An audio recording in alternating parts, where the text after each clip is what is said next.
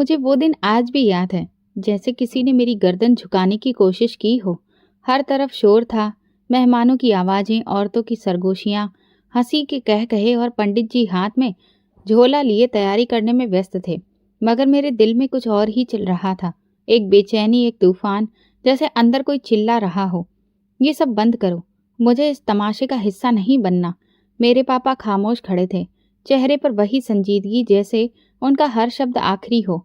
मैं अंदर से जल रहा था, आंखों में उनकी आंखों डालकर कहा, पापा ये शादी नहीं हो सकती। वो बच्ची है, उसे खबर भी नहीं कि शादी का मतलब क्या होता है। उन्होंने मेरी बात शांति से सुनी और फिर दराज से एक लिफाफा निकाल कर मेरी तरफ बढ़ाया। ये रहा तुम्हारा पासपोर्ट, फ्लाइट कल है, तुम इसे ले सकते हो, लेकिन शादी के बाद। मैंने वो कागज जैसे जहर की तरह हाथ में लिया। आप मेरी जिंदगी बर्बाद कर रहे हैं, उन्होंने साफ शब्दों में जवाब दिया। हम अपनी इज्जत बचा रहे हैं। वो अनाथ लड़की है, उसे किसी की नजर ना लगे, इससे पहले हम चाहेंगे कि वो शादीशुदा कहलाए। मैं दांत पीस कर रह गया, कोई दलील, कोई आवाज, कुछ भी उनके फैसले को हिला ना सका। और फिर वो लम्हा आया जब मेरे हाथ में उसका हाथ रख दिया गया। मेरे बगल में एक मासूम बच्ची सिर झुकाए बैठी थी, लाल रंग के जोड़े में अपनी उंगलियां मरोड़ती हुई। फिर पंडित जी की आवाज गूंजी, फेरे के लिए खड़े हो जाइए। मेरे पांव कांप गए, दिल जोर जोर से धड़कने लगा, लेकिन आखिरकार मैं उठकर खड़ा हो गया और धीरे धीरे चलना शुरू कर दिया। मुझे वो पल जहर की तरह याद है। ये क्या कर रहा हूं मैं? ये मेरी जिंदगी है, कोई खिलौना नहीं। लेकिन फिर सब कुछ हो चुका था। शादी पूरी हुई, वो लड़की खुशी से उछलती हुई कभी अपने गहने अपनी सहेलियों को दिखाती, तो कभी कमरे में दौड़कर अपना सामान समेटती, और मैं बस खामोश बैठा रहा। सबने जैसे अपना फर्ज निभा दिया। वो हंसती रही, शरारत करती रही। किसी ने नहीं देखा कि मैं अंदर से किस तरह टूट चुका हूँ। दादी ने मेरे कंधे पर हाथ रखा। अब तुम आराम से लंदन जाओ, सब भुला दो। मैंने उनकी तरफ देखा और सिर्फ इतना कहा, जो भुलाया जा सके वो कोई जख्म होता है, लेकिन ये तो एक जहर है। अगली सुबह मैं फ्लाइट के लिए रवाना हुआ। पासपोर्ट मेरे हाथ में था, मगर दिल कहीं पीछे रह गया था। प्लेन की खिड़की से नीचे झांक कर सोचा, एक दिन सब कुछ बदल जाएगा, और उस दिन मैं अपनी मर्जी का फैसला खुद करूंगा, किसी और का नहीं।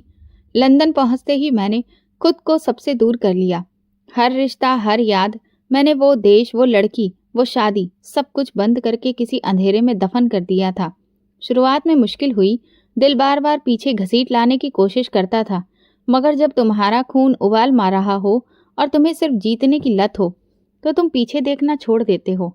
मैंने भी छोड़ दिया। पहले 6 महीने एक गंदे से अपार्टमेंट में गुजारे। ना वहां पर ठीक से लेटना आता था, ना बैठना, ना कोई ठीक से खाना। साथ में पढ़ाई, यूनिवर्सिटी का दबाव, नौकरी की तलाश और अकेलापन। मगर मैंने किसी के आगे हाथ नहीं फैलाया। जिन्होंने मुझे पीछे धकेला था, उन सबको एक दिन कुछ कर दिखाने की कसम खा ली थी। पहली नौकरी एक फूड बार में मिली। ग्लास धोता था, बर्तन उठाता था, झाड़ू लगाता था। कई बार लोगों ने टिश्यू पेपर मेरे मुंह पर फेंका। एक बार किसी ने कहा, तू बाहर से आया है ना, ये काम तेरे जैसे लोगों के लिए ही है। मैं पलटकर मुस्कुराया और जवाब दिया, अभी तो यही है, लेकिन कल तुम्हारी नौकरी भी मैं ही ले लूंगा। शायद उसी दिन से मेरी आंखों में एक पागलपन का सपना आ गया था। फिर एक इंडियन ने मुझे गारमेंट फैक्ट्री में शिफ्ट करवा दिया। वहां से मेरा सिस्टम चल पड़ा। दिन में यूनिवर्सिटी, रात को काम करना। 5 साल यही चलता रहा। मैंने वो सब जमा किया जो एक बड़ा ब्रांड बनाने के लिए चाहिए था, और फिर युवराज फैशन हाउस खोला। शुरुआत में सबने मेरा मजाक उड़ाया, ये ओवरसीज इंडियन जाकर लंदन में फैशन का बिजनेस करेगा। मगर मैंने उन हंसने वालों को नौकरी दी, वो भी अपनी शर्तों पर। औरतों का मेरे आसपास होना एक मामूली बात बन गई थी। चाहे वो डिजाइनर हो, मॉडल हो, या फिर क्लाइंट्स, सबको मुझ में एक हॉट कामयाब मर्द दिखाई देता था, जिसकी आंखों में एक अलग ही जुनून होता था। मैं दिल्लगी करता, बिस्तर बनाता, लेकिन जज्बात वो मेरे लिए मर चुके थे। एक बार किसी लड़की ने पूछा, do you believe in love? मैंने सिगरेट सुलगाई और कहा, love is just a marketing gimmick, it is the sale tag on a broken item. फिर मैंने खुद को चीज बना दिया, वो चीज जो महंगी थी, कीमती थी और किसी के लिए अफोर्ड करना बहुत मुश्किल थी। बिजनेस बढ़ता गया, मेरा चेहरा मैगजीन्स में आने लगा। शोरूम में लोग मेरी मौजूदगी की कीमत पर चीज खरीदने आते थे। हर कामयाबी मुझे उस वक्त की याद दिलाती जब मैंने अपनी शादी निभाने से इनकार करके यहाँ आया था। 12 साल गुजर चुके थे। एक रात मैं अपने पेंट हाउस की छत पर बैठा था, सिगरेट के धुएं में डूबा हुआ। नीचे शहर की रोशनियों का सैलाब था। मेरे फोन पर मैसेज आया, युवराज बेटा, दादाजी की तबीयत बहुत खराब है, शायद आखिरी मौका हो उनसे मिलने का। ये मेरी दादी का मैसेज था। कई पल मैं शांत बैठा रहा। दादाजी वही जिनकी मौजूदगी ही इस घर की बुनियाद थी, जिनकी खामोश नजरें हमेशा मुझ पर सख्ती करती थीं, मगर जिनके साए के बिना वो छत पूरी नहीं थी। मैंने सिगार बुझाया। 2 दिन बाद इंडिया की फ्लाइट बुक करवाई। बिना किसी को बताए मैं किसी इमोशनल रीयूनियन के लिए नहीं जा रहा था। मैं सिर्फ अपनी आखिरी पुकार पूरी करने जा रहा था। एयरपोर्ट पर कोई मुझे लेने नहीं आया। मैं खुद गाड़ी लेकर दादाजी के पुराने घर पहुंचा। दरवाजा खोला तो वहां कुछ भी नहीं बदला था। वही पुराना फर्श, वही पेंट और वही दीवारों पर टंगी तस्वीरें। बस उनमें अब उम्र का फर्क आ गया था। अंदर दाखिल हुआ तो एक बूढ़ी औरत दौड़ती हुई आई। मेरी दादी। युवराज, मेरा बच्चा। उन्होंने मुझे गले लगा लिया, लेकिन मैं बिल्कुल सीधा खड़ा रहा। दादाजी अंदर हैं, वो बहुत कमजोर हो गए हैं, तुम्हें देखकर खुश हो जाएंगे। मैंने सर हिलाकर उन्हें देखा, फिर अंदर चला गया। वो बिस्तर पर लेटे थे। ऑक्सीजन मास्क लगा हुआ था, लेकिन आंखें खुली थीं। मुझे देखते ही उनकी आंखों में रोशनी आ गई। उन्होंने हाथ उठाया, लेकिन शरीर ने साथ नहीं दिया। मैं झुककर उनके हाथ को पकड़ा। आपके आदेश पर आया हूं। उन्होंने हल्का सा सिर हिलाया। बस इतना ही लम्हा था, कुछ अलग लेकिन अजीब सा। मैंने खुद से कहा था कि सिर्फ 2 दिन ही रुकना है, दादाजी को देखना है, कुछ औपचारिकताएं निभानी हैं, फिर वापस चले जाना है। लेकिन जिंदगी ने ऐसा मोड़ दे दिया जिस पर मैं तैयार नहीं था। अगले ही दिन परिवार में किसी की मंगनी थी। दादी ने कहा, चलो, सब लोग तुम्हें देखकर बहुत खुश हो जाएंगे। मैंने साफ कहा, मैं यहाँ कोई तमाशा देखने नहीं आया हूँ। उन्होंने सिर्फ इतना कहा, बस आकर एक कोने में बैठ जाना, न मुस्कुराना, न किसी से कुछ कहना, और वैसे भी तुम्हें कौन याद करता है। मैं चुप रहा। रात के 8 बजे मैं ब्लैक कलर के कुर्ता पहनकर उस प्रोग्राम में दाखिल हुआ। सबकी नजरें एक लम्हे को मुझ पर रुकी, फिर सब दोबारा व्यस्त हो गए। मुझे किसी की परवाह नहीं थी। मैंने बस दीवार से लगा एक खाली सोफा देखा, और वही काफी था मेरे लिए। फिर वो आई। सामने से जोरदार हंसी की आवाज आई। मैंने गर्दन मोड़ी तो वक्त ठहर सा गया। डार्क रेड वाइन कलर का गाउन सूट, मरून लिपस्टिक, आंखों में काजल, और आंखें जैसे बिजलियां चमक रही हों। एक पल को लगा कि मैं कोई सपना देख रहा हूं, लेकिन नहीं, वो वही थी, काव्या, मेरी पत्नी। अब वो 15 साल की बच्ची नहीं थी, वो औरत बन चुकी थी, और बेहद खूबसूरत भी। उसके साथ एक लड़का था, अजय, जो कोई लफंगा लग रहा था। शर्ट के ऊपर जैकेट पहने हुनकार मार रहा था, जैसे इस महफिल का वही स्टार हो। काव्या उसकी बाहों में हाथ डालकर चल रही थी और हंस रही थी। मेरे अंदर जैसे कोई खलबली मची, लेकिन मैंने कुछ जाहिर नहीं किया। मैंने नजरें चुराई, लेकिन वो मुड़ी नहीं। फिर अचानक मेरी तरफ आती हुई नजर आई, जैसे जानबूझकर मेरे सामने से गुजरी। नजर मिली और उसने एक मुस्कुराहट दी, वो मुस्कुराहट जिसमें सिर्फ बर्फ थी, तंज था, और एक तेज चाकू। मैं झुककर दादी से पूछा, वो लड़की कौन है? दादी ने ठंडी सांस लेकर कहा, काव्या, तुम्हारी पत्नी। मेरे अंदर जैसे धमाका हुआ, मगर चेहरे पर कोई एक्सप्रेशन नहीं। यही है, मैंने दोहराया। दादी ने हामी में सिर हिलाया। अब तुम दोनों बड़े हो चुके हो, मगर वक्त ने उसे और ज्यादा मैच्योर कर दिया है। मैं उठा और टेरेस पर जाकर खड़ा हो गया। पीछे से आवाज आई, भाग गए हो? देखना बर्दाश्त नहीं है। मैंने पलट कर देखा तो वही सामने खड़ी थी। तुम तो काफी बदल गए हो युवराज। अब वो दुबला पतला लड़का नहीं रहा जो तेरे लिए रो रहा था, मैंने ठंडे लहजे में कहा। और तुम भी वो बच्ची नहीं रही जो अंगूठा चूसती थी। वो हंसी। सही कहा। अब मैं जानती हूँ कि मुझे क्या चाहिए, और वो अजय है। मैंने दांत भींच कर कहा, हाँ, उससे प्यार है। तुम्हारी मोहब्बत की औकात सिर्फ 2 तस्वीरें हैं, मैंने कहा। वह आगे बढ़ी और बोली, और तुम्हारी मोहब्बत की औकात 12 साल तक की खामोशी, एक फोन तक नहीं। मैं चुप हो गया। वो चली गई, मगर वो पल मेरे अंदर कैद हो गया। उसी रात मैंने घर वापसी पर अपना ईमेल चेक किया, जिसमें लिखा था, तलाक चाहिए। मैंने उसे बस ऊपर से ही पढ़ लिया, खोलकर नहीं देखा। अगली सुबह जब नाश्ते पर आया तो दादाजी बोले, कल काव्या की रस्म है, अजय के साथ, तुमसे बात करना चाहती है। मैंने बस सिर हिलाया। दादी ने कुछ नहीं कहा, सिर्फ मेरी तरफ देखा, जैसे जांच रही हो कि अब मैं टूटूंगा या फिर तोड़ दूंगा। शाम को जब सब लोग कमरे में व्यस्त थे, काव्या ऊपर आई। मैं अपने कमरे में लैपटॉप पर काम कर रहा था। दरवाजा खुला और वो अंदर आ गई। ये मेरा भी घर है, दरवाजा बंद नहीं किया तुमने?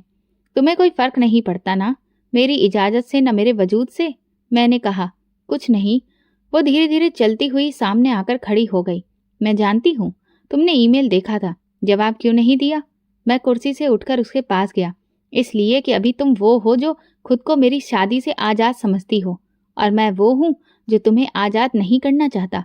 वो बोली, शादी मेरी मर्जी के खिलाफ हुई थी, अब तलाक मेरी मर्जी से ही होगा। तुम मुझसे नफरत करते हो? नहीं, तुम मेरे लिए अजनबी हो। मैं ना तुमसे नफरत करता हूँ, ना मोहब्बत, और अजय के साथ नई जिंदगी शुरू करना चाहती हूँ मैं। ये कहकर वो मुड़ी, दरवाजे की तरफ गई। मैंने सिर्फ इतना कहा, फिर वो जिंदगी तुम्हें आसानी से नहीं मिलेगी। दरवाजा बंद हुआ। मैं वापस कुर्सी पर बैठा, लैपटॉप बंद किया, आंखें बंद की, और उसकी वो मुस्कुराहट, उसकी वो आंखें, उसका गुरूर, सब मेरी नजरों के सामने था। मैं जानता था अब खेल मेरे हाथ से निकलने लगा है, मगर खेल अभी खत्म नहीं हुआ था। ये शुरुआत थी। मेरा जख्म, मेरी जीत और उसका गुरूर, ये जंग मेरी मर्जी से खत्म होगी। मैंने भी फैसला कर लिया था, उसे नजरअंदाज करूंगा। जितना ज्यादा वो दिखने की कोशिश करे, उसे उतना ही उसके हाल पर छोड़ दूंगा। न कोई बात, न कोई नजर। वो दिन में दादाजी के पास बैठी औरतों के साथ हंसती, शाम को अजय के साथ लॉन में चहलकदमी करती। मैं छत से कॉफी के कप के साथ नीचे उन्हें देखता, जैसे कोई पुरानी फिल्म बार बार चल रही हो। मैं जानबूझकर नाश्ते के वक्त देर से नीचे आता। वो उठ चुकी होती या अजय के साथ किसी कोने में बातें कर रही होती। घर में सब लोग नॉर्मल थे, जैसे कुछ हुआ ही नहीं, जैसे मेरा यही होना बस एक मेहमान की तरह है। दादाजी की हालत दिन ब दिन बिगड़ रही थी, लेकिन उनके शब्द अभी भी वजनदार थे। युवराज, काव्या को बेखबर मत समझना, वो अब बच्ची नहीं रही। मैंने सिर हिलाया। रात को जब सब सोने जा रहे होते, मैं लॉन में निकल जाता, अंधेरे में सिगरेट जलाता और बस खामोशी से सब याद करता। फिर दोबारा मेरे फोन में वो मेल आई। मैंने मोबाइल की स्क्रीन को घूरा। दिल में अजीब सा खिंचाव हुआ, लेकिन चेहरे पर कुछ भी न लाया। मैंने मेल खोल कर देखा। मुझे अपनी मर्जी की जिंदगी जीने दीजिए, इसीलिए तलाक दे दीजिए। मुझे आपसे कोई शिकायत नहीं है, अब मैं सिर्फ आज़ादी चाहती हूँ। मैंने मेल बंद कर दिया। पहली बार सिर्फ कंधे झटक कर रह गया। अगले दिन जब अजय की गाड़ी आकर काव्या को लेने आई, वो फ्रंट सीट पर बैठकर हंसी। जाते वक्त मेरी तरफ देखा। मेरी नज़र उसके चेहरे से हटी नहीं, मगर मैं जाहिर कुछ नहीं किया, सिर्फ अंदर से दांत भींचे और लॉन में पकड़ा हुआ कप फेंक दिया। फिर एक और मेल आया, फिर एक और, हर रोज वही लाइन, तलाक चाहिए। मैंने कोई जवाब नहीं दिया, न डिलीट किया, न रिप्लाई दिया, बस देखा, बंद किया और खुद को व्यस्त कर लिया। फिर एक दिन शाम को जब मैं किचन में दाखिल हुआ, तो वो वहां मौजूद थी, एक हाथ में चम्मच और दूसरे में मोबाइल। मुझे देखकर वो रुक गई, लेकिन तुरंत खुद पर काबू पाया। मैंने कुछ नहीं कहा, फिर से पानी निकाला और जाने लगा। युवराज, उसने आवाज दी। मैं रुका, लेकिन पलटा नहीं। ईमेल देखी थी? मैं खामोश रहा। जवाब क्यों नहीं देते? मैंने धीरे से कहा। कभी कभी खामोशी ही जवाब होती है। वो चुप हो गई। समझती हो ना क्या कह रहा हूँ? वो बोली, समझती हूँ, लेकिन मैं इसे एक्सेप्ट नहीं करती। मैं मुड़ा और उसके पास आया, 2 कदम की दूरी रखी, उसकी आंखों में झांका। तुम चाहो या ना चाहो, तुम मेरी हो। ऐसा सिर्फ मैं नहीं सोचता, ये वो सच्चाई है जो तुम हर बार झूठ बना देती हो। उसने पीछे हटकर कहा, ये रिश्ता सिर्फ दिखावे का है, दिल में नहीं। दिल में होता तो अजय की झोली में मोहब्बत न डालती। मैं भड़क गया, क्योंकि तुमने कभी वो खाली जगह ही नहीं छोड़ी जिसे भरा जाता। वो पलट गई। उसी रात मैंने खुद को शीशे में देखा। चेहरा वही था, लेकिन आंखें खाली लगी। मुझे पहली बार लगा कि ये जिद अब सिर्फ जिद नहीं, जख्म बन चुकी है। अगली सुबह जब मैं नीचे आया, काव्या और अजय बाहर झूले पर बैठकर हंस रहे थे। अजय ने मेरी तरफ देखकर कुछ कहा, शायद कोई बात दोहराई। काव्या हंसी। मैंने उनके बीच वो चीज देखी जो मेरे और उसके बीच कभी नहीं आई। फिर वे दोनों उठे और गेट की तरफ बढ़ने लगे। मेरे दिल में अजीब सी बेचैनी बढ़ती जा रही थी। घर की फिजा बदली सी थी। 2 दिन से सब लोग अजीब सी खुशी में घूम रहे थे, जैसे कोई बड़ी खबर हो। मैं खामोशी से सबका चेहरा पढ़ता रहा, मगर किसी ने कुछ बताया नहीं। खाने के टेबल पर भी मुस्कुराहटें थीं और बात बार बार अजय की तरफ मुड़ती थी और काव्या वो एक नई तरह से ही चमक रही थी। शाम को जब मैं लॉन में आया तो घर वाले अपनी ही बातों में व्यस्त थे। तभी छोटी चाची ने कहा, युवराज तुम्हें बताया नहीं, काव्या की मंगनी अजय से फिक्स हो गई है। अगले हफ्ते रस्म है। मेरा हाथ रुक गया, कप गिरने ही वाला था कि मैंने थाम लिया। गले में जैसे कांटे आ गए। नहीं, मुझे किसी ने नहीं बताया, क्योंकि उन्हें लगा कि अब मैं पराया हूँ। ऊपर आया, कमरे में दरवाज़ा बंद किया, मोबाइल उठाया, मेल चेक किया। नया मेल था।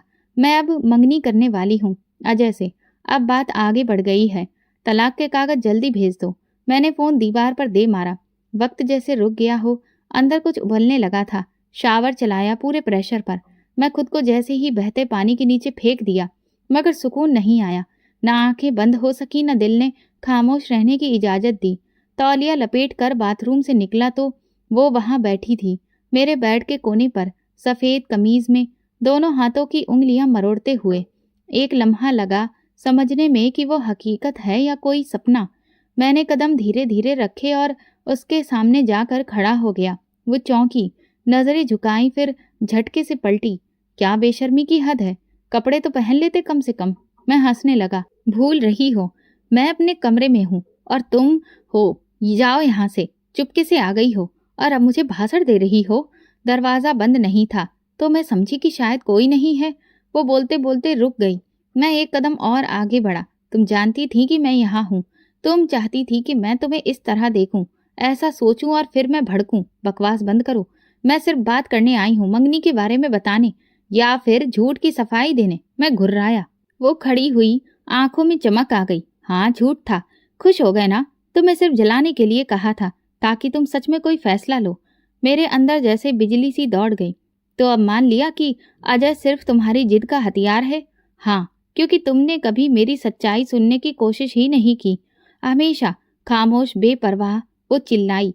मैंने उसकी बाजू पकड़ी, उसे दीवार से लगाया और पास जाकर धीमी आवाज में कहा, बेशरम, तुम मेरी पत्नी हो। तुम्हें देखने के लिए मुझे इजाजत की जरूरत नहीं। छोड़ो मुझे। वो जोर से धक्का देती हुई आगे बढ़ी, लेकिन मैं पीछे नहीं हटा। तो फिर क्यों आई थी कमरे में? अगर झूठ से कोई जीत नहीं होनी थी, ये सब क्यों किया? क्योंकि मुझे जानना था कि तुम्हें कोई फर्क पड़ता भी है या नहीं। मेरे हाथ खुद ब खुद धीमे पड़ गए। वो तुरंत दीवार से हटकर पीछे हो गई। बोली, अब साफ हो गया है कि तुम्हें बस कब्जा चाहिए, जज्बा नहीं। तुम मालिक बनना चाहते हो, साथी नहीं। मैंने गहरी सांस ली। तुम ये मान लो कि तुम सिर्फ अजय से बदला ले रही हो, क्योंकि उसके लिए तुम्हारी आंखें वैसे नहीं चमकती जैसे मेरे लिए चमकती थी। कुछ पल को उसके होंठ हिले, मगर वो कुछ बोली नहीं। तो चली जाओ, और हाँ, अगली बार मेरे कमरे में बिना इजाजत आने से पहले सोच लेना, क्योंकि अगली बार मैं सिर्फ तुम्हें रोकने पर नहीं, खुद को रोकने पर भी मजबूर नहीं रहूंगा। उसने पलटते हुए कहा, खुद को? तुम समझते क्या हो खुद को? वो जो तुम्हें तुमसे बेहतर जानता है। दरवाजा बंद हुआ और मैं टूटकर बेड पर गिर गया। ये कोई साधारण झगड़ा नहीं था, ये जंग का पहला वार था और अब मुझे हारना नहीं था, चाहे कुछ भी करना पड़े। उसके जाने के बाद कमरे की खामोशी बहुत भारी लगने लगी थी। मेरी उंगलियां दीवार पर लगातार चल रही थीं, जैसे किसी अंदरूनी जंग का नक्शा बना रहा हूँ। मैं जानता था ये जो कुछ हुआ मामूली नहीं था। वो सिर्फ मुझे भड़काने नहीं आई थी, वो खुद भी अंदर से टूट रही थी। लेकिन एक बात तय थी, अब यह खेल दो तरफ का हो चुका था। अगली सुबह नाश्ते पर कोई जिक्र नहीं हुआ। वो सामने वाली कुर्सी पर बैठी थी, जैसे कुछ हुआ ही ना हो। आंखों में ठंडक, चेहरे पर खामोश तंज और लहजे में वो गूंज जो मुझे बेचैन कर देती थी। मैंने भी जाहिर किया जैसे कल कुछ भी नहीं बिगड़ा, लेकिन अंदर से हर पल मेरी सांसों में खरोंच पड़ रही थी। दोपहर को मैं बाहर निकला तो लॉन में वो अजय के साथ बैठी हुई दिखी। उसके हाथ में चाय का कप था और वो कुछ बोल रही थी, जिस पर अजय बार बार ठहाके लगा रहा था। मैंने उसके चेहरे की तरफ देखा और मुझे लगा कि वो जानबूझकर जोर जोर से हंस रही है, जैसे मेरी तरफ भेज रही हो हर हंसी, हर लम्हा, हर नज़र। जब दोनों अंदर दाखिल हुए तो मैं रास्ते में खड़ा था। वो मेरे पास से गुजरी, गर्दन ऊंची किए बिना किसी झिझक के। मैंने आवाज़ दी, काव्या। वो रुकी। अजय कुछ बोलने की कोशिश करने ही वाला था कि मैंने उसकी तरफ देखा और वो चुप हो गया। कुछ जरूरी बात है, अकेले में, मैंने सख्त लहजे में कहा। अजय ने काव्या की तरफ देखा। वो थोड़ी देर मुझे घूरती रही, फिर बोली, ठीक है, आती हूँ। मैं सीढ़ियाँ चढ़कर चला गया। दिल की धड़कन तेज हो रही थी। 5 मिनट के बाद दरवाज़ा खुला। वो अंदर आई, सफ़ेद कुर्ती में, बाल खुले हुए, वही चमक, वही जिद। क्या है? मैं पलटा, उसकी तरफ कदम बढ़ाए। तुम क्या चाहती हो? साफ कह चुकी हूँ, अजय से शादी, तुमसे आज़ादी। और अगर मैं वो आज़ादी ना दूँ तो फिर मैं खुद ले लूँगी। वो आगे बढ़ी। भगोड़ी, अदालत जाओगी या कोई और ड्रामा करोगी? मैंने तंज भरे अंदाज में कहा। तुम ड्रामा समझते हो मेरी जिंदगी को? तुम सिर्फ मेरी जिंदगी का एक धब्बा हो जो मैं मिटा देना चाहती हूँ। मैं आगे बढ़ा, गुस्से से उसकी बाजू को पकड़ा और एक झटके से उसे दीवार से लगा दिया। वो चौंक गई, पलकें तेज झपकाई, मगर आंखों में डर नहीं था, बस वही खामोशी। मैं उसके बिल्कुल करीब होकर बोला, क्या समझकर खेल रही हो? मेरा सब्र आजमाना बंद करो। ये जबरदस्ती है। उसकी आवाज भर आई। हाँ, वही जबरदस्ती जो तुम कर रही हो, मेरी बर्दाश्त के साथ, मेरी हदों के साथ। मैंने जोर से कहा, तुम कुछ भी कर लो, अब मैं तुम्हें नहीं चाहती। उसने कहा, मगर आवाज कमजोर थी। और तुम मेरे अंदर की वो आग हो जो जलाए बिना चैन नहीं लेने देती। मैंने उसके चेहरे के बिल्कुल करीब जाकर कहा। वो कल की तरह पलटी, फिर एकदम जोर से मुझे धक्का दिया। तुम्हें लगता है तुम जीत रहे हो? नहीं युवराज, तुम हार चुके हो, क्योंकि तुम्हें तुम्हारी जगह याद दिलाने वाली औरत अब तुम्हारे काबू में नहीं है। मैं खामोश हो गया, उसे जाता देखता रहा। दरवाजा बंद हुआ। मैंने दीवार पर मुक्का मारा। उसी समय समझ आया, ये लड़ाई सिर्फ शब्दों की नहीं रही, अब ये पूरी जंग है, अधिकार की। और उसे आज की, जो वो हर रोज मेरे अंदर बढ़ती जा रही थी। लेकिन मैं ये जंग किसी कीमत पर हारने वाला नहीं था। उस दिन के बाद मैंने खुद को थोड़ा पीछे कर लिया, कुछ भी जाहिर नहीं होने दिया, जैसे कुछ हुआ ही नहीं। वो अपनी रोजमर्रा की तरह चलती रही और मैं बस देखता रहा, मगर अंदर एक सनसनी फैल चुकी थी। कुछ खटक रहा था, कोई बात, कोई अंदाज, अजय का लहजा, उसका व्यवहार, सब कुछ। बात पूरी तरह से साफ तब हुई जब एक रात मैं गुजर रहा था और सामने वाली दीवार के पास रोशनी कम थी, लेकिन आवाज साफ थी। काव्या अजय के साथ खड़ी थी, कुछ संजीदगी से बात कर रही थी। मैं रुक गया। आवाज धीमी थी, लेकिन हर बात तीर की तरह दिल में लग रही थी। अजय कह रहा था, अगर मैं तुम्हें पसंद नहीं किया होता तो कभी तुम्हारे साथ ये बातें नहीं करता, मगर अब युवराज वापस आ चुका है और वो तुम्हें अपने अधिकार में करने पर तुला हुआ है। सोच लो, अगर तुम्हें तलाक नहीं मिला तो मेरा इंतजार भी खत्म हो जाएगा। काव्या की आवाज हल्की सी कांपती हुई सुनाई दी।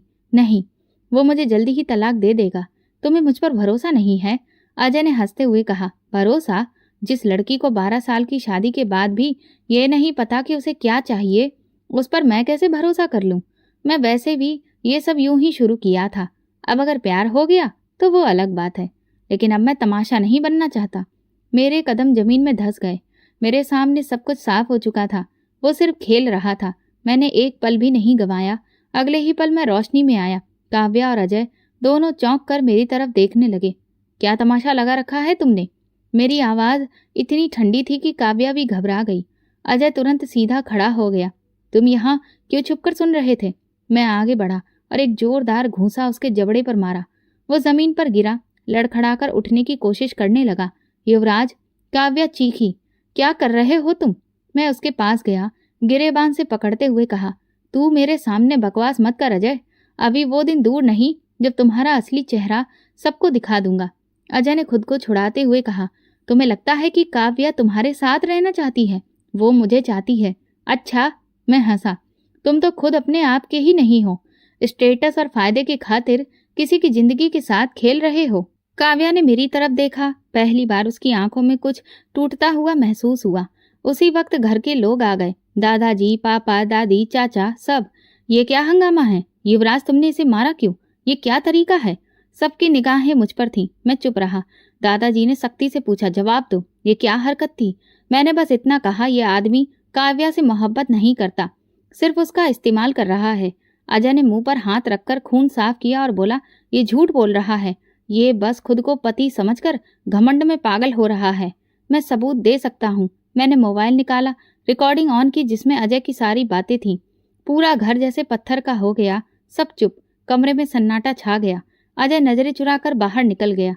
दादाजी ने धीरे से कहा, सब बाहर जाइए। सब लोग निकल गए, सिर्फ मैं और काव्या रह गए। काव्या चुप थी, खामोशी से दरवाजे को देखती रही, जैसे वहां कुछ और हो। मैं धीरे से बोला, अब समझ में आया ये सिर्फ दिल लगी नहीं, ये मोहब्बत है। वो मेरी तरफ बढ़ी लेकिन उसने नज़र नहीं मिलाई। मैं तुम्हें बचाना चाहता हूँ, अपनी ज़ुबान से, अपनी चालों से और इस तरह के दरिंदों से। मैं खुद को संभाल सकती हूँ युवराज। उसकी आवाज़ नरम थी मगर कमज़ोर नहीं। फिर क्यों हर बार अजय को जस्टिफाई करती हो? वो कुछ देर खामोश रही, फिर बोली, क्योंकि मैं तुम पर यकीन नहीं कर सकती थी। तुमने कभी वो बात ही नहीं की जो यकीन पैदा करे। मैं आगे बढ़ा, धीरे से उसके करीब जाकर कहा, ये जो अभी किया सिर्फ किसी पति होने के नाते नहीं, एक मर्द होने के नाते किया है। तुम चाहो या न चाहो, तुम मेरी हो और मैं तुम्हें किसी और का होने नहीं दूंगा, न मोहब्बत में न जंग में। वो पलटकर चली गई मगर मैं जानता था कि उसके अंदर कुछ बदला है। शायद पहली बार मेरे शब्दों ने उसके दिल की दीवार पर दस्तक दी थी और शायद इस बार दरवाजा खुलने ही वाला था। सुबह नाश्ते की टेबल पर दादाजी ने जैसे एक बम फेंक दिया। 1 महीने के लिए काव्या और युवराज एक ही छत के नीचे रहेंगे, इसी घर में एक दूसरे के साथ। उसके बाद फैसला होगा। पूरी टेबल पर सन्नाटा पसर गया। सबने एक दूसरे की तरफ देखा। काव्या का चम्मच रुक गया। मेरी आंखों में सवाल लहराया मगर दादाजी का लहजा ऐसा था जिस पर कोई बहस नहीं हुई। ताई जी कुछ बोलने लगी थी लेकिन दादाजी ने हाथ उठाकर उन्हें खामोश कर दिया। बस, बहुत हो चुका, अब तमाशा बंद होगा। फैसला सिर्फ इन दोनों के बीच होगा, किसी की बिना दखल अंदाजी के। मैं खड़ा हो गया। काव्या ने एक पल को मेरी तरफ देखा, फिर अपनी चाय की प्याली की तरफ झुक गई। उसका खामोश रहना मेरे लिए नया नहीं था मगर अब हर खामोशी के पीछे कुछ और छुपा था। उसी शाम हमें ऊपर वाले पोर्शन में शिफ्ट कर दिया गया, जहाँ ड्राइंग रूम, एक किचन और एक छत थी। दादाजी ने हल्के अंदाज में कहा, तुम दोनों को थोड़ी देर अकेले में रहने की जरूरत है। रिश्ते दवाओं में नहीं पनपते। ऊपर आते ही कमरे का दरवाजा खोलते हुए मैंने आवाज दी, दरवाजा खुला रखना। अगली बार अगर जबरदस्ती दरवाजा तोड़ा तो तुम ही शोर मचाओगी। अंदर से आवाज आई, तुम्हारी दीवारें तोड़ने का कोई इरादा नहीं है, आदत सिर्फ बातों की है। मैं मुस्कुरा दिया। अजीब सा सुकून आया। रात को छत पर चहलकदमी करते हुए मैंने काव्या को बैठे देखा, गोद में किताब, हाथ में चाय, बाल खुले हुए, पैर नंगे। कुछ समय मैं खड़ा रहा, फिर आगे बढ़ा। क्या पढ़ रही हो? तुम्हें कोई दिलचस्पी है? नहीं, बस पूछ लिया। तुम्हारे जवाब का फायदा तुम्हारी ये औकात याद दिलाती है। जुबान शायद अब संभालने का वक्त आ गया है। उसने किताब बंद की और कहा, तुम्हारा जबरदस्ती का प्यार शायद अब खत्म करने का वक्त आ गया है। मैं जबरदस्ती नहीं कर रहा, सिर्फ मौका दे रहा हूँ तुम्हें कि खुद को समझो कि तुम कहाँ खड़ी हो और तुम कहाँ हो, इस दरवाजे पर जिसे तुम खोलने से डरती हो। उसने कुछ नहीं कहा, चाय की प्याली उठाई और नीचे चली गई। अगले दिन बारिश हुई, तेज, लगातार। बिजली भी चली गई। घर के सब लोग नीचे थे और हम दोनों ऊपर, एक ही छत के नीचे। मैं किचन में चाय बना रही थी। उसे ऑफर की तो वो खामोशी से प्याली लेकर बैठ गई। तुम्हें चाय बनाना कब आया? जब कोई तुम्हें चाय बनाकर ना दे तब खुद सीखनी पड़ती है, और जब कोई तुम्हें रिश्ता देकर छोड़ दे तब भी खुद को संभालना पड़ता है। तभी तो कहता हूँ अब छोड़ने नहीं, निभाने आया हूँ। बहुत देर कर दी तुमने। देर तब होती है जब कोई लौटता नहीं। वो चुप हो गई। उसी रात मैंने लॉन्ज में सोफे पर सोने का फैसला किया। वो कमरे में बंद थी। मैंने सोचा शायद शांति रहे। रात के तकरीबन 3 बजे मैं पानी पीने उठा। रोशनी जल रही थी। दरवाजा थोड़ा सा खुला था। काव्या बैठकर रो रही थी। मैं रुक गया। बिना आवाज के देखा, उसके हाथ में फोन था और स्क्रीन पर अजय का नाम, लेकिन वो कॉल नहीं कर रही थी, बस उसका नंबर देख रही थी, जैसे कुछ सोच रही हो। मैं वापस पलट गया। कोई दरवाजा खटखटाना मुनासिब नहीं लगा। अगली सुबह आम दिनों की तरह ही खामोश थी। नाश्ते पर कुछ नहीं कहा। किचन में बर्तन धोते हुए मैंने पूछा, अजय का क्या हाल है? उसने हाथ रोककर मेरी तरफ देखा। क्यों पूछ रहे हो? जलन है या हमदर्दी? बस जानना चाहता हूँ। तुम अभी भी उसी तरफ हो या वापस सोचने का वक्त आया है? मैंने उसे सोचना भी बंद कर दिया है। बस जो होना है होने दो। तो फिर तुम रहो, मैं देखता हूँ कैसे अपने फैसले के साथ अकेला छोड़ती हो। युवराज। वो रुकी। पहली बार मेरा नाम वैसे पुकारा जैसे बरसों से नहीं पुकारा था। मैं पलटा, क्या क्या कभी तुम्हें पछतावा हुआ? मैं रोज हर रात पछतावे में ही जीती रही, पर पछतावे की कीमत तुमने चुकाई है, मैंने नहीं। इसीलिए अब तुम्हें अपनी कीमत दिलाने याद आया हूँ। वो कुछ देर तक मुझे देखती रही, फिर पलट गई। हम 1 महीने की इस कैद में जैसे रोज थोड़े थोड़े बदलने लगे थे। चाय के कप टकराते थे, नजरें मिलती थीं, बातें कटती थीं और खामोशी एक अलग जुबान बोलती थी। ये कैद अब सजा नहीं, नजदीकियां बनने लगी थी और मुझे यकीन था अब की बार दरवाजा खुलने ही वाला है। 5 दिन हो चुके थे। हम एक दूसरे से बात करते थे, लेकिन सिर्फ ताने फेंकने के लिए। किसी दिन चाय पर झगड़ा, किसी दिन खाने पर। हर छोटी बात पर जुबान की चोट बढ़ती जा रही थी। अभी एक उलझन में बदलने लगी थी। उसी शाम वो मेरे सामने आकर खड़ी हो गई, जैसे कुछ कहने की हिम्मत जमा की हो। मैं वापस नीचे जाना चाहती हूँ। क्यों? मैंने मोबाइल से नजरें हटाए बिना कहा। क्योंकि ये सब फिजूल है। 1 महीने की जबरदस्ती से कोई रिश्ता ठीक नहीं होता। तुम्हें लगता है मेरी खामोशी कमजोरी है? नहीं, मैं सिर्फ बर्दाश्त कर रही हूँ खत्म करने के लिए। मैंने आंखें घुमाकर उसे देखा। बर्दाश्त तो मैं भी कर रहा हूँ तुम्हें। तुम्हारी बातें, तुम्हारी झूठी चालें, सब कुछ झूठ है ना? वो चिल्लाई। तुम्हें पता भी है मैं कितनी टूट चुकी हूँ? तुमने कभी पूछा? कभी जानना चाहा? मैं पूछूं? जब तुम्हें हर बार सिर्फ भागने की पड़ी हो, जब तुम्हारी जुबान पर सिर्फ अजय का नाम होता है, क्योंकि वो कम से कम मेरे एहसास का मजाक तो नहीं उड़ाता। उसे तो मेरी आंखों का भी मतलब नहीं पता, और मैं वो हूं जो तुम्हारी खामोशी पड़ता है। फिर भी तुम उसके साथ जाना चाहती हो? वो एक लम्हे को चुप रही, फिर बोली, हाँ, क्योंकि तुम्हारे साथ रहकर मरना इससे बेहतर है कि किसी और के साथ जीना सीखूं। मैं गुस्से में पानी का गिलास उठाकर दीवार पर दे मारा। जाओ, फिर तुम्हें रोकने की कोशिश भी नहीं करूंगा, कभी नहीं। न 12 साल पहले और न अब। तुमसे तो दुश्मन भी बेहतर होते हैं। वो चीख कर कमरे से निकल गई। दरवाजे की धमाकेदार आवाज कमरे में गूंज गई। मैं देर तक बैठा रहा, आंखें बंद की, सांस काबू में लाने की कोशिश की। कुछ भी सुकून नहीं दे रहा था। अगले दिन सुबह 6 बजे के करीब दरवाजे पर जोर जोर से दस्तक हुई।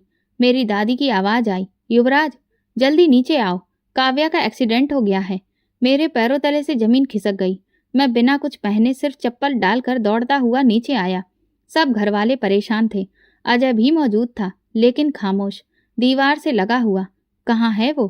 कहाँ लेकर गए? मेरी आवाज भर्रा गई थी। वो बाहर गई थी और उसकी कार स्लिप कर गई। बाहर बारिश हो रही थी। मेरी बहन की जुबान लड़खड़ा रही थी।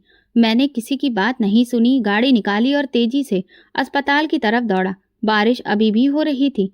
हर कतरा जैसे मेरे शरीर में सुराख कर रहा था। अस्पताल पहुंचा, नर्स ने रोका, लेकिन मैं अंदर चला गया। वो इमरजेंसी रूम में थी। माथे पर पट्टी, बाजू पर बैंडेज और आंखें बंद। मैं दरवाजे के बाहर खड़ा रहा। किसी का भी सामना करने के काबिल नहीं था। कुछ देर बाद जब अंदर जाने की इजाजत मिली, मैं धीरे से अंदर दाखिल हुआ। बेड के पास जाकर बैठा, उसका हाथ पकड़ लिया। अगर तुम चली गई तो मैं भी तुम्हारे साथ खत्म हो जाऊंगा। उसके हाथों में हल्की सी हरकत हुई। मैं चौंका। उसने धीरे से आंखें खोली। आंखें बेहोशी से भरी थीं, आवाज धीमी। तो फिर रुक क्यों गए थे इतने साल? रुक क्यों गए थे युवराज? तुम क्यों नहीं आए जब मैं तुम्हारी एक तस्वीर देखकर सोई थी, जब मैं तुम्हारे हर लेटर के इंतजार में बड़ी हो रही थी? मैंने उसके हाथ पर होंठ रख दिए, क्योंकि मैं बुजदिल था, क्योंकि मैं खुद से भाग गया और तुम्हें भी अपने साथ ले गया। अब क्यों आए हो? क्योंकि अब खुद से और तुमसे भागने की हिम्मत नहीं है। वो आंखें बंद करके लेटी रही, लेकिन हाथ मेरे हाथ पर सख्ती से बंद हो गया। मेरी आंखों से वे आंसू गिरे जिन्हें मैं बरसों से रोक रहा था। ये वो पल था जब मैं टूटा और शायद पहली बार पूरा हुआ। अस्पताल से वापसी पर मैं पूरी तरह से खामोश था। रास्ता, बारिश, गाड़ी की वाइब्रेशन, सब कुछ गूंगा हो गया था। काव्या होश में थी। डॉक्टर ने कहा था कि खतरा टल गया है, लेकिन मेरे अंदर जो कुछ चुप था वो अब बोलने पर मजबूर हो रहा था। रात का खाना नीचे रखा गया, लेकिन मुझे भूख नहीं थी। दादाजी ने इशारे से बुलाया। मैं बिना कोई सवाल किए उनके कमरे में गया। वो लेटे थे, कमजोर, लेकिन उनकी आंखें रोशन थीं। बैठो युवराज। मैं उनके सामने फर्श पर बैठ गया, जैसे कोई बच्चा अपने जुर्म का कबूलनामा करने आया हो। उन्होंने मेरी तरफ देखा, हल्का सा मुस्कुराए। बहुत कुछ हो चुका है ना? तुम टूटे हो, लेकिन ये टूटना जरूरी था, वरना तुम कभी समझते नहीं। मैं खामोश रहा। मुझे हमेशा यही लगा कि तुम्हें मजबूर किया गया, एक शादी में बांधकर तुमसे तुम्हारी जिंदगी छीन ली गई। लेकिन तुमने ये कभी नहीं पूछा कि वो शादी क्यों हुई। मैंने धीरे से सिर उठाया। उनकी नजर सीधी मेरी आंखों में थी। तुम्हारी माँ युवराज, वो कभी ज्यादा बोलती नहीं थी, जज्बात अंदर रखती थी, मगर एक बात वो बार बार कहती थी अपनी दुआ में अपने भगवान से, कि उसकी सबसे अच्छी सहेली की बेटी उसके बेटे की पत्नी बने। मेरे गले में कुछ फंस गया। काव्या, तुम्हारी शादी में सिर्फ रिवाज नहीं था, वो तुम्हारी माँ की आखिरी इच्छा थी। उसने अपनी सहेली की बेटी को अपनी बहू बनाने की प्रार्थना की थी। वो चाहती थी कि तुम्हें एक ऐसी लड़की मिले जो उसकी आंखों से देखी हुई हो, जिसमें वो अपनी परछाई समझती हो। मैं घबराकर नजरें चुरा ली। तुम्हारी माँ ने अपनी सहेली और उसके पति के देहांत के बाद काव्या की पूरी जिम्मेदारी ली थी, और फिर तुम्हारी माँ के देहांत के वक्त उसकी जुबान पर सिर्फ 2 शब्द थे, युवराज की शादी काव्या से। मेरे सीने में जैसे कुछ धड़कना बंद हो गया, इसीलिए हमने शादी की। उस वक्त हमें लगा कि तुम्हारे लिए ये बेहतर है, तुम दोनों एक दूसरे को वक्त के साथ समझोगे, लेकिन हम भूल गए थे कि रिश्ते सिर्फ इच्छा से नहीं बनते, उनमें वक्त, एहसास और सच्चाई डालनी पड़ती है। और वो सच मुझे अब बताया गया। मेरी आवाज़ भीग चुकी थी। अब वक्त आ गया है जानने का। तुम समझ चुके हो कि रिश्ता कितना नाजुक होता है। अब इस रिश्ते की असली जड़ जानना जरूरी था। मैं कुर्सी की पीठ पर टेक गया, आंखें बंद कर ली। मेरी माँ, काव्या, सब कुछ एक नया मतलब ले चुका था। मैं वापस ऊपर आया। कमरे की लाइट बंद थी। मैं खामोशी से काव्या के कमरे के दरवाजे के पास गया। दरवाजा खुला था। वो बिस्तर पर लेटी थी, आंखें खुली थी, सोई नहीं थी। नींद नहीं आ रही? पानी चाहिए? नहीं। मैं अंदर आ गया, कुर्सी पर बैठ गया। क्या हुआ? दादाजी से बात हुई। वो थोड़ा सीधी हुई। क्या कहा उन्होंने? मैंने गहरी सांस ली। पता चला तुम मेरी किस्मत में यूं ही नहीं आई। तुम्हें मेरे लिए मांगा गया था। मेरी माँ की आखिरी प्रार्थना तुम थी। वो पल के झपकाने लगी, जैसे कुछ सुनने से डर रही हो। मुझे लगा था ये सब बस इत्तेफाक है, ये जबरदस्ती है, लेकिन नहीं। तुम वो ख्वाहिश हो जो मेरे लिए लिखी गई थी। सिर्फ मैं दिल से समझा। उसकी आंखों में नमी चमकी। तो अब क्या करोगे? अब वो सब वापस दूंगा जो तुमसे छीना गया। वक्त, जगह, अधिकार और इज्जत। वो चुप रही, फिर धीरे से बोली, मैं चाहती थी कि तुम खुद समझो, किसी को बताना ना पड़े। तो मुझे खुद को साबित करने की जरूरत नहीं है काव्या। अब मैं खुद को साबित करूंगा। मैं उठा, कमरे से बाहर निकला। कदम धीरे धीरे सीढ़ियों की तरफ बढ़े, और हर कदम के साथ मैं ये जान चुका था कि अब ये रिश्ता सिर्फ मेरे गुरूर का नहीं, मेरी माँ के सपनों का भी कर्ज है। अब मुझे ये कर्ज दिल से चुकाना था। मेरी जिंदगी में पहली बार ऐसा हुआ था कि दिल को काबू में रखने की कोशिश में मैं खुद को ही खो रहा था। दादाजी से बात के बाद मैं हर ये यकीन लेकर काव्या के सामने गया था कि वो अब चुप नहीं रहेगी, सब कुछ साफ हो जाएगा। मगर जो जवाब मिला वो मेरे ख्वाब ख्यालों में भी नहीं था। काव्या मेरे सामने बैठी थी, चेहरे पर सुकून, लेकिन आंखों में वही जिद। वही खामोशी से चाय की चम्मच हिला रही थी, जैसे शब्दों को घुमा रही हो। कुछ कहना है? मैंने पूछा। हाँ। वो रुकी। तुम तब छोड़ गए थे, अब साथ चाहते हो? मैंने नजरें उसकी आंखों में गड़ा दी। पहले खुद बताओ, अपनी हेकड़ी तोड़ो और खुद को मेरे काबिल बनाकर दिखाओ। मेरे अंदर कुछ गहराई से बैठ गया। यानी अब तुम शर्त रखोगी? हाँ, क्योंकि तुमने अपनी मर्जी से रिश्ता तोड़ने की कोशिश की थी। अब उसे जोड़ने के लिए मेरी शर्तों पर चलोगे? क्या चाहती हो? मैंने भारी आवाज में कहा। सब कुछ, वो सब जो तुमने छीन लिया। वक्त, भरोसा। मैं खामोश हो गया। एक हफ्ते में तुम कोई भी नाराजगी नहीं दिखाओगे, कोई हुक्म नहीं चलाओगे, और ना मुझ पर गुस्सा करोगे। अब तुम इस हफ्ते को बर्दाश्त कर गए, तब सोचूंगी कि तुम बदल गए हो। ये सब ड्रामा लगता है? मैं यहाँ आया हूँ ड्रामा? तुमने 12 साल किया है। अब अगर एक हफ्ता तुम्हें इतना बड़ा लग रहा है तो ये रिश्ता तुम्हारे बस की बात नहीं। उसकी आवाज में वो शक्ति थी जिसने मुझे झुका दिया। ठीक है, मंजूर है।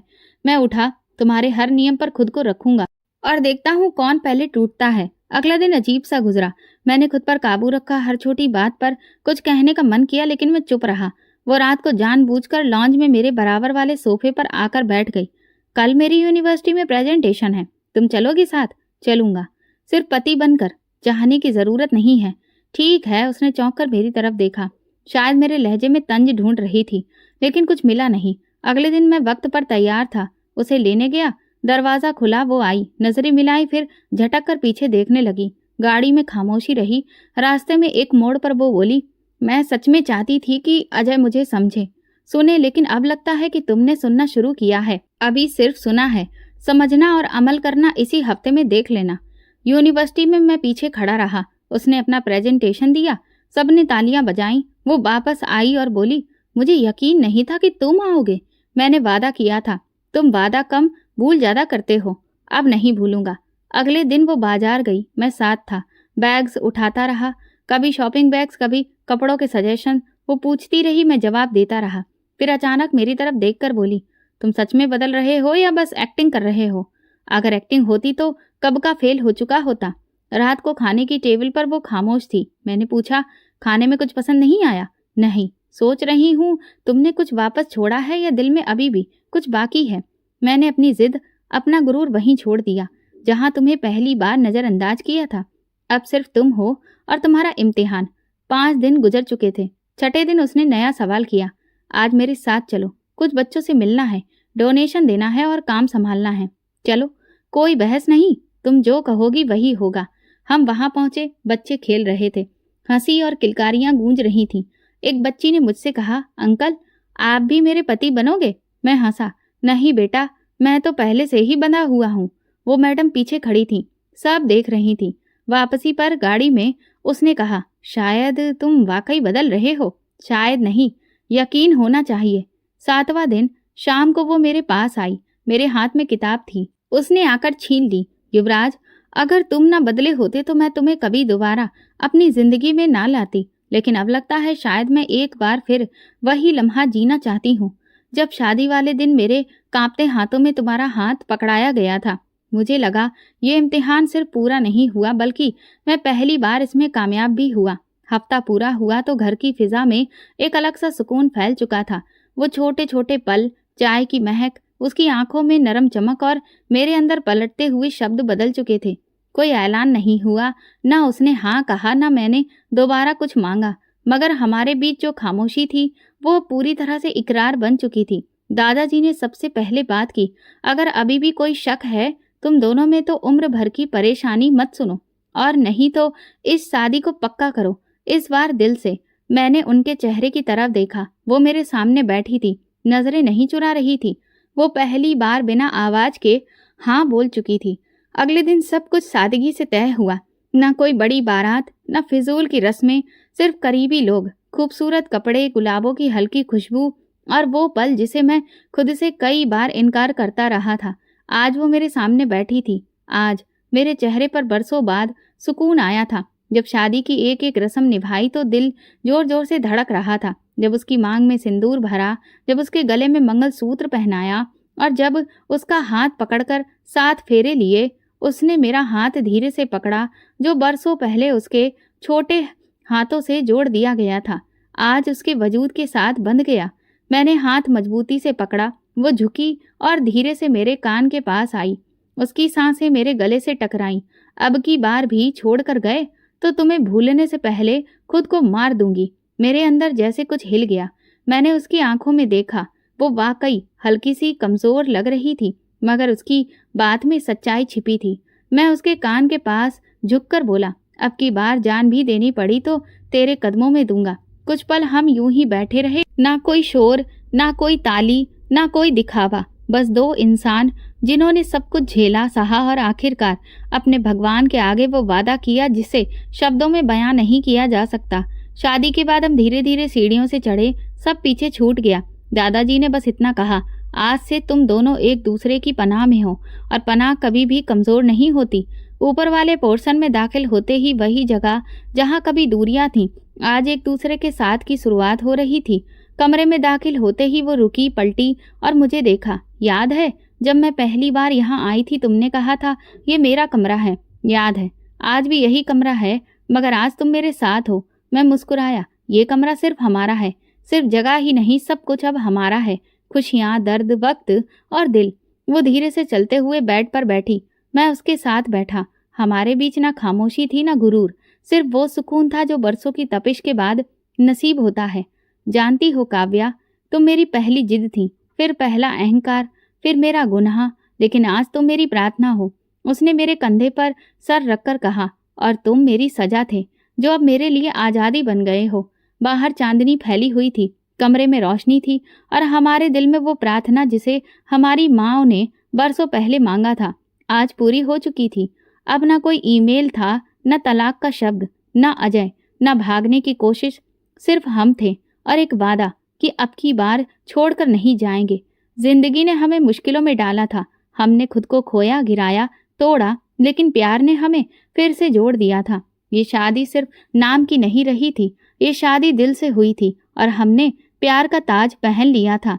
तो दोस्तों, अगर आपको हमारी कहानी पसंद आई हो तो कमेंट करके ज़रूर बताएं। वीडियो को लाइक करें और ज़्यादा से ज़्यादा शेयर करें। अगर आप चैनल पर नए हैं तो सब्सक्राइब जरूर करें और नोटिफिकेशन बेल को दबा दें ताकि अगली अपडेट सबसे पहले आपको मिले। धन्यवाद।